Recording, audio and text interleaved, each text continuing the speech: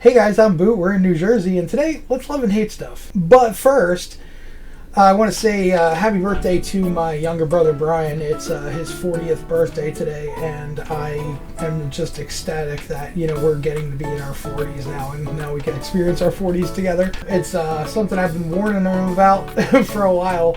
At the same time, it's also my cousin and one of my biggest fan Lorenzo's birthday.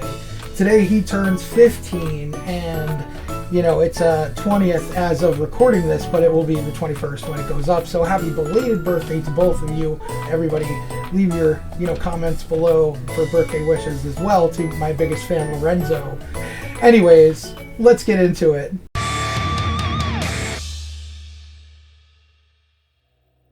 My social security number was sold somewhere on the black market. But guess what? So was yours. And so was yours. And so was yours, and you over there, and you over there. And even though you think maybe not you, probably you.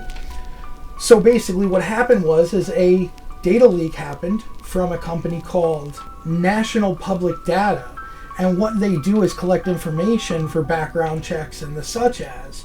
So information like social security numbers, addresses, and names have been taken by this group of hackers. And, they do what they do, and they sell that info on the black market to make a quick buck. And so, your social security number, my social security number, it's probably out there. Now, here's the thing. A lot of people are getting, fatigued to this type of thing happening, to hacks happening, to, just thinking that, whatever, my data is probably out there. It doesn't matter. In this day and age, it's a little easier to deal with. But the one thing I can recommend you to do is to reach out to your bank and let them know you want to put in specific protocols like passwords, voice passwords, or specific phrases, just things of that nature, so that you have a little bit of extra security when dealing with the bank. As well, you can reach out to different credit applications like Credit Karma, things like that. But I know there are other ones that boost your credit too, just for looking in on it with their service. But Equifax and the such as, I really don't know too many other ones. But that's kind of the thing you have to do in this day and age to keep your personal security where it is. And I know it may sound like so tinfoil hat, but if you don't believe me, this was on Fox News, as you can see right here. And even though I believe Fox News is, a little hinky from time to time, this is a definitive, yes or no to is this happening, and it's happened to over 2 billion people, I understand. So, if you've had a background check for whatever reason, or they've run your social security number through any system, they probably have access to it. Just be mindful with your bank and make those, changes in your protocol. And, if you feel the need to be even more secure, then, put a stop to the ATM and only let them let you take out money when you show up at the bank and use your specific passphrase and show identification and proof of yourself. That way they can make no mistake of who you are. And while these things may seem tedious to set up and do, they're really, really going to save you a lot of heartache in the future, a lot of headache, a lot of paperwork, and a lot of financial strain.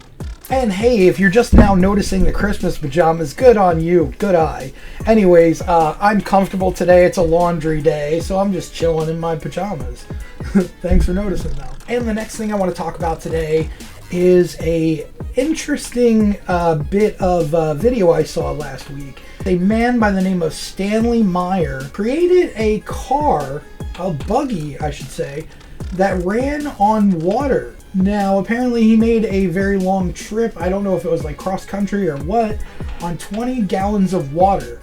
No gas, just 20 gallons of water. Now, what that breaks down to is, of course, hydrogen or heavy hydrogen, oxygen fuel. And so, but the technology during the 80s was so different than it is now. They were using integrated circuits at the time. And, while those integrated circuits were efficient for the time, we've also learned a lot more in our advancement of technology. And, to follow along with the plans for this, was absolutely just some of the most rudimentary and, you know, obsolete thinking of plans. Like, nothing dead on. Everything was very vaguely worded. It was like very shrouded in mystery. And from what I understand, this technology is under hold by the estate of the man, you know, who is responsible for creating it. And, you know, not only that, but he's created, you know, a water spark plug injector that takes away the spark plug, and it's, you know, supposed to be able to be bolted into any vehicle to convert it to water instead of gas. But then the question becomes, does water become a commodity in such large droves that it no longer becomes maintainable to sustain human life, but more as a fuel to be burned and, you know, run through corporate America? You know, it's a double-edged sword. But while this guy did this stuff in the early 80s, he prototyped these things. He created this basically engine that turns water into heavy hydrogen to be burned by a regular internal combustion engine in a car. With that technology, we could do away with our need for oil and gas in the way that we, you know, use it, and continue to use it for things like other materials that we need to create to keep things running smoothly in this world. I do understand, you know, we'd kind of be at that rate using oil for other things, but I mean, we could also just engineer out oil altogether at some point. I know we have synthetic oil. I know we have that capability to create synthetic oil for, you know, the applications of running motors and things. But, you know, this is just something that was kind of swept under the rug, I feel like. And there's a lot of conspiracy about this man's death, whether the government was involved or he was poisoned or, you know, or murdered in some way. And I believe at the end of the day, it came down to he had an aneurysm in his brain. And I'm not really, you know, sure of the details or whatever, but this guy picks up where he left off using photographs he bought from people who have seen it firsthand, you know, the technology.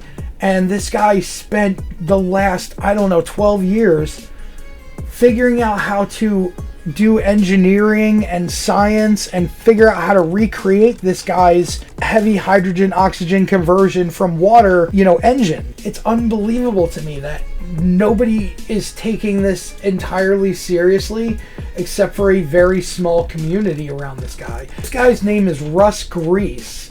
You can find him on rwgresearch.com. He's got a website over there where he goes through an entire breakdown of every scientific experiment. He also has a YouTube channel. The fear he has in this video where he starts explaining this, like, this could be something I get killed over myself, you know, looking into it, because it's an alternative energy system that has been proven to have multiple applications. And so, you know, that's kind of something that the world needs in such a large capacity, but I feel like it would be either government grabbed and then, you know, corporatized in some way, rather than just, you know, like our rights to our humanity in this day and age. You know, we that will be more of a commodity that's bought and sold rather than something that's given freely for the benefit of mankind. And that's just where I leave you today on these two subjects. But definitely check this guy's research out. It is to be highly commended. This guy is amazing. The fact that he took the time to break this down, see this for what it is, something that could change the world as we know it for the better. And it took 12 years of his life to understand the concepts enough to build this machine. I highly recommend you just pop over to his YouTube channel and check out some of these things for yourself if you're so inclined. On to the next one. And guys, there is footage circulating around of the body cam footage of one of the police officers who found the guy on the roof and reported it to other officers. Also explained how he had told the Secret Service guys they needed to cover this area where this guy was, a week before, and they hadn't done anything of the sort. Even though it was their command station, they still didn't secure it. And so, yes, that's just another angle of what's happened during this assassination attempt on Donald Trump. And, it goes to show that maybe there was some missteps here. And whether it was, intentional or not, it's very wrong. But it's another nail in the coffin for the director of the Secret Service, which, it is what it is. Shit's gonna happen, and until shit happens, we're never prepared for the shit to happen. We're always prepared for some shit we can think of. We never think of the most diabolical and whatever things that happen. And that's the sad part of our world, is that people can always outthink other people to the point of just awful, awful things. And if they only put that power towards doing good in this world, man, we'd all be so much better off. Well, guys, that's about all I got for this one, so I will see you guys in the next one. Leave your comments down below with what you guys, think about these topics I've talked about today. I'd love to hear your opinions. And, let's move forward from there. Let's be our best selves together, and I'll see you guys in the next one. Bye, guys.